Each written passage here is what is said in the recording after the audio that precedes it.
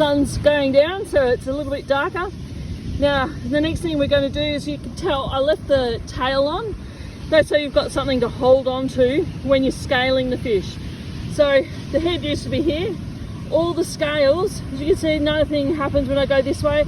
That's the way the water goes. So all the scales are all folded this way. So when you scale a fish, you start from his tail and you go towards the head, or where the head used to be. And you can see that they flake off. So you go from the tail towards the head, and you go, just do one side at a time. So you start from the tail,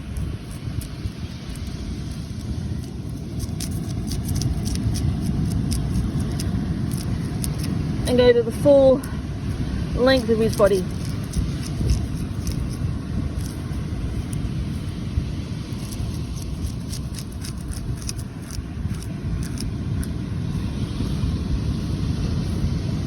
And when you're done, you can find that your knife goes across there nice and smoothly.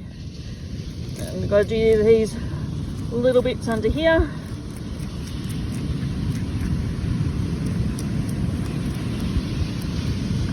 And then you roll him over and you do him that side.